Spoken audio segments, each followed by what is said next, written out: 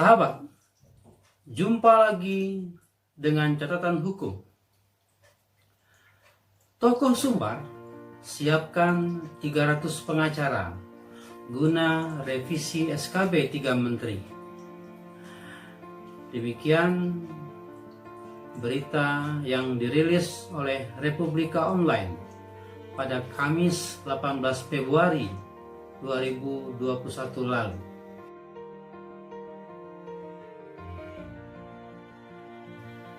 Tokoh masyarakat yang juga mantan wali kota Padang Fauzi Bahar mengatakan pihaknya bersama Lembaga Kerapatan Adat Alam Minangkabau, Elkam, tokoh adat, tokoh agama, dan organisasi masyarakat menyiapkan 300 orang pengacara untuk membela upaya revisi surat keputusan bersama 3 menteri mengenai aturan berpakaian di sekolah.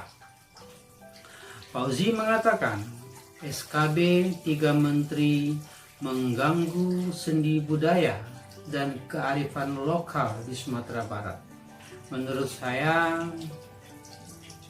ini adalah salah satu dasar atau alasan sosiologis kenapa tokoh Sumbar menolak SKB 3 menteri ini. Rencana berikutnya, sebagaimana dikutip dalam berita ini, 300 pengacara yang sudah disiapkan itu kabarnya akan segera mendaftarkan gugatan uji materi ke Mahkamah Agung.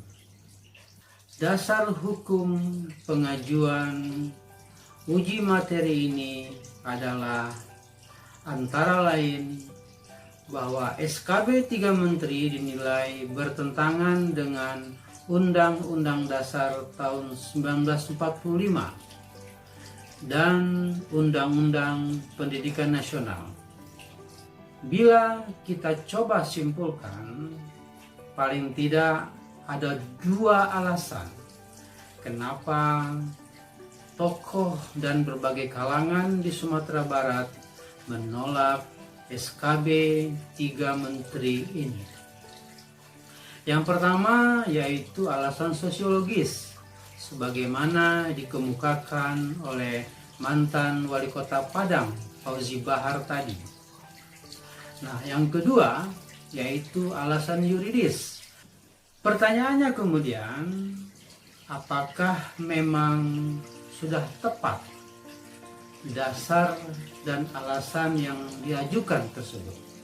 Sebetulnya tidak ada hal yang baru yang diatur di dalam SKB tersebut. SKB hanya menegaskan norma-norma atau aturan yang sudah dimuat oleh peraturan perundang-undangan yang lebih tinggi, baik oleh Undang-Undang Dasar maupun Undang-Undang. Coba kita cermati tentang kearifan lokal. Apa benar SKB ini tidak mempertimbangkan kearifan lokal yang ada di Sumatera Barat?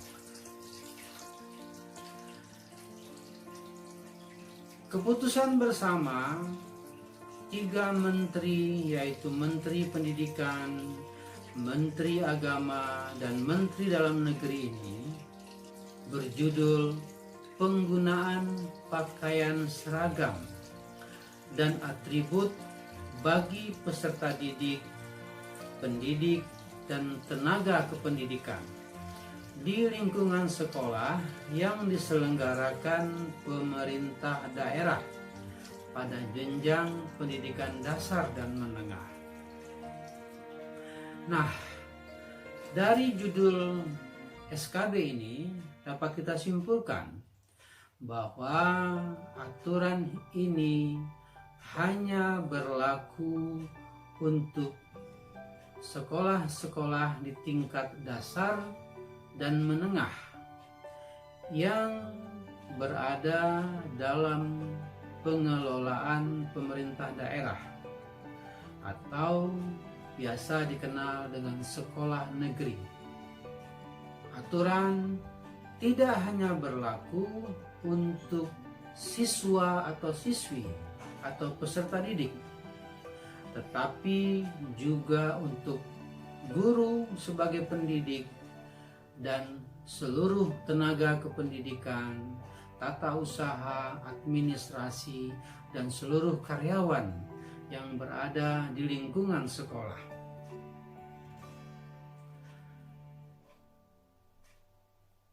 Kalau kita cermati, setidaknya ada 6 poin yang diatur di dalam SKB 3 Menteri ini. Poin ketiga, saya kira poin ketiga inilah menjadi poin krusial yang menjadi dasar penolakan di Sumatera Barat. Poin ketiga ini menyebutkan dalam rangka melindungi hak peserta didik, pendidik, dan tenaga kependidikan, pemerintah daerah dan sekolah tidak boleh mewajibkan, memerintahkan, mensyaratkan, mengimbau, atau melarang penggunaan pakaian seragam dan atribut dengan kekhasan agama tertentu. Bila kita kaitkan poin yang ketiga ini dengan dasar sosiologis penolakan tadi, nampak bahwa ada keinginan dari pemerintah daerah, dari sekolah, dan dari tokoh-tokoh masyarakat yang ada di Sumatera Barat agar sekolah negeri tetap mewajibkan kepada siswa dan siswi untuk mengenakan pakaian sesuai dengan tuntunan agama tertentu, khususnya agama Islam, sebagai agama yang disebut mendasari kearifan lokal yang berlaku di Sumatera Barat, di mana etnis masyarakat Minangkabau mendominasi di situ. Nah, pertanyaan mendasarnya sekarang, apakah memang poin yang ketiga ini kemudian dianggap mengusik kearifan lokal, dianggap melarang sekolah atau pemerintah daerah untuk menerapkan kearifan lokal atau mengajarkan tuntunan beragama dalam hal berpakaian sesuai dengan ajaran agama Islam? Menurut saya tidak tepat juga kalau dikatakan bahwa SKB ini tidak memperhatikan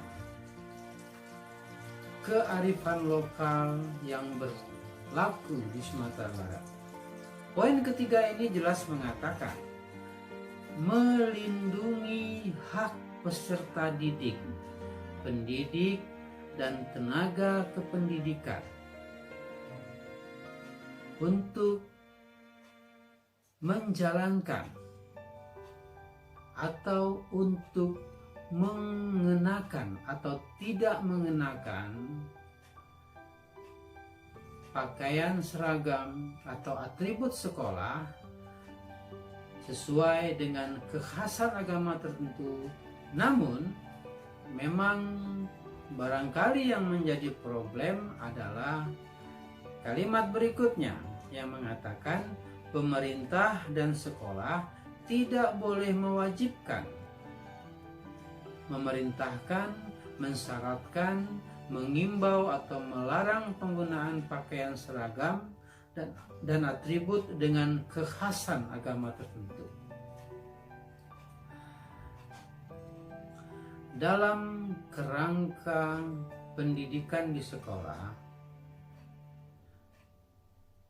adalah menjadi suatu keniscayaan bahwa sekolah melalui guru, melalui tenaga pendidik yang ada, memberikan pencerahan, memberikan pemahaman tentang ajaran-ajaran yang dianut. Jadi memang jelas salah satu keberatan utama yang muncul adalah berkaitan dengan tidak dibolehkannya, mewajibkan, memerintahkan, mensyaratkan, mengimbau atau melarang penggunaan pakaian seragam dan atribut dengan kekhasan agama tertentu. Kenapa demikian? Karena memang sudah hampir belasan tahun di Sumatera Barat, khususnya di sekolah-sekolah negeri, sudah menjadi kewajiban bagi peserta didik, pendidik dan tenaga kependidikan untuk menggunakan atau untuk memakai seragam sekolah dengan kekhasan agama tertentu, yaitu agama Islam, khususnya berbusana muslimah, berjilbab di lingkungan sekolah. Nah, inilah yang dimaknai sebagai kearifan lokal. Saya kurang sepakat dengan pemahaman ini. Justru apa yang disebut dengan kearifan lokal seharusnya bukanlah menjadi aturan yang dipaksakan, bahkan diwajibkan untuk dilaksanakan oleh seluruh peserta didik, pendidik maupun tenaga kependidikan. Karena bagaimanapun juga di sebuah sekolah negeri atau sekolah umum, tentu saja tidak melulu peserta didik, pendidik maupun tenaga kependidikan adalah pemeluk agama Islam.